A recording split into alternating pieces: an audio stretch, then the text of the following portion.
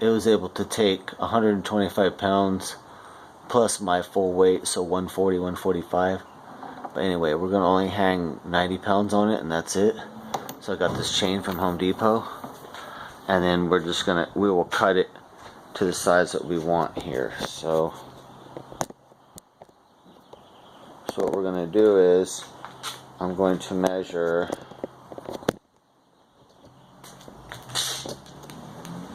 I'm gonna measure my bag. I know I want the bag right here, about how much of space. So let's see here.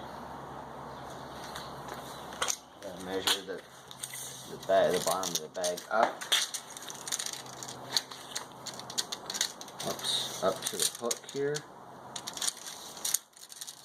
So from the bottom of the bag to the hook, we're looking at 32 inches. 32 inches, and then I don't want that right in front of me.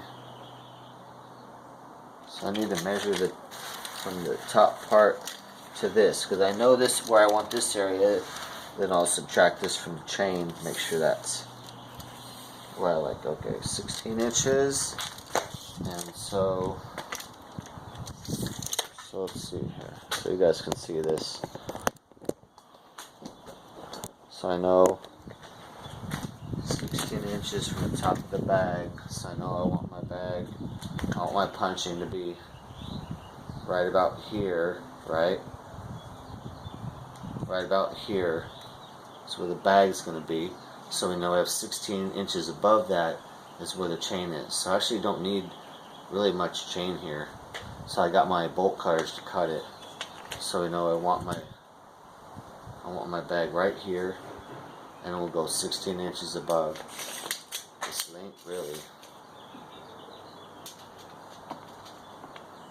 Okay, so we're gonna cut, let's see, we're at 1, 2, 3, 4, 5, 7 links. So we're gonna keep 7 links.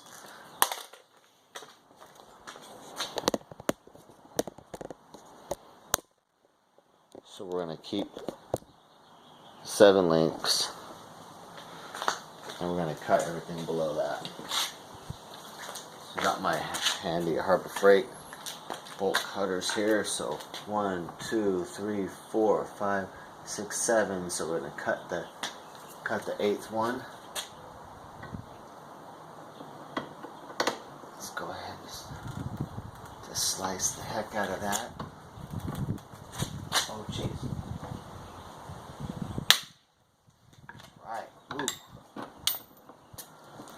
That's heavy duty. Cut the other side of that. It's a pretty heavy duty chain here too.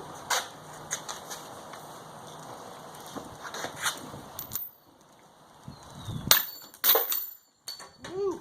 There you go. Extra chain for later.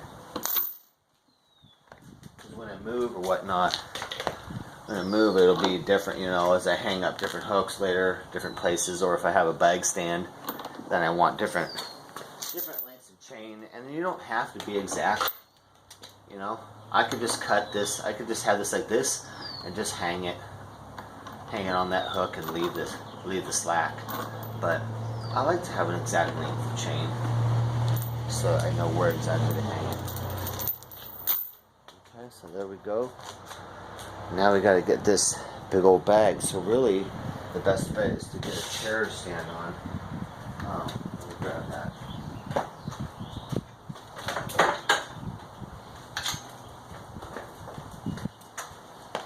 No, I guess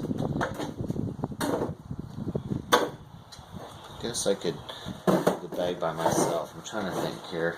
I don't want to be embarrassed to not be able to hang this.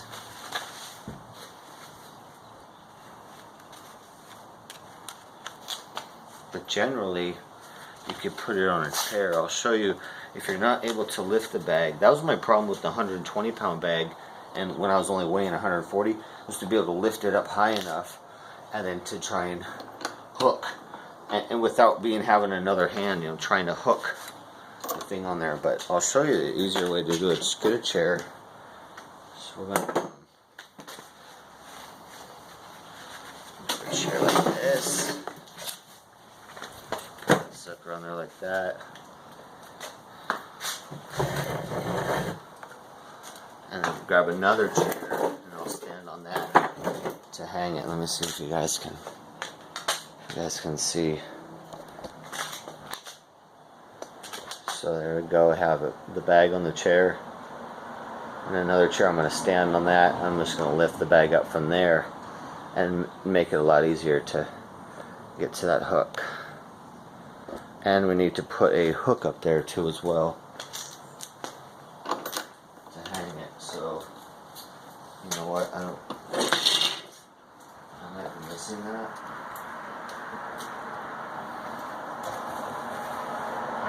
So I have one. Oh, I have that already. Okay, that's right. It's built into this. So I just have to be lucky and hook it. Let's see if I can do it. Let's see if I can do it.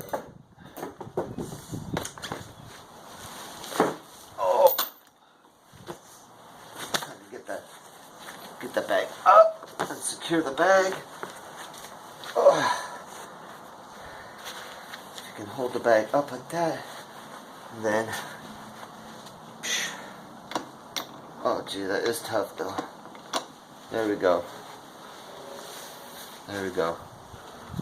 Secure the little safety thing there too. I like to do that just in case, but all right. These are pretty strong hooks too. Just Home Depot. Another one right there. There we go, you guys. That's hooked down, 7 links down. There's my bag here. And, whoops.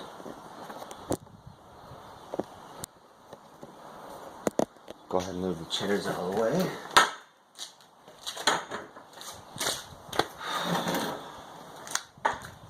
Not too bad. I could have hung that by myself, but I'll show you the chair way. That way, if you can't lift that, or if you want to do a heavier bag, it's pretty tough because you have to lift it like this, and you have to hold it, and then move that. But sometimes this, man, is hard. So, all right. So here we are. I showed you how I made my bag. You can see the bottom how it was sewed, custom sewed, and then sewed up here too as well, so that it would be 12-inch round, just because that's what I wanted. It's a really super heavy bag.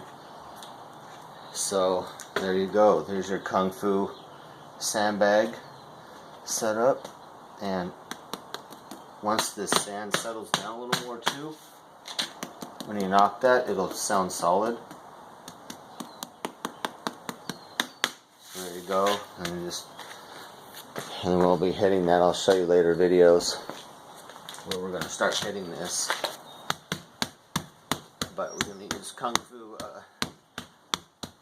medicines so that it doesn't hurt our hands. I'm excited. It's kind of light. I need to put 10 more pounds in there, but so this is kind of good. It almost simulates a midsection of somebody. 90 pounds. The sand is a lot denser, a lot tougher than someone's body would be. So sandbag training is really effective, and we'll go into that later of pros and cons of sandbag training. Classic sandbag Kung Fu training. A lot of Kung Fu schools don't even use sandbags anymore, and they don't even know why they're important. So it's kind of a lost art. I will get 10 more pounds of sand from the beach and add it because I want to have 100 pounds exact. That's what I'm used to, and then I might go up even from there to 120. But yeah, it feels good. So we just want to be punching this and practice. Let me see what you guys can see here. Practice different techniques. You guys, Kung Fu, you practice the elbow going in. So taking a hit, you guys see where my elbow is. That was one of the things I learned in Kung Fu. And really you got to hit the center mass. This training has to be done over years, and at first it'll bruise your knuckles up and they'll swell, and you have to use the medicine and whatnot, and then over time it won't bruise anymore. It'll just redden.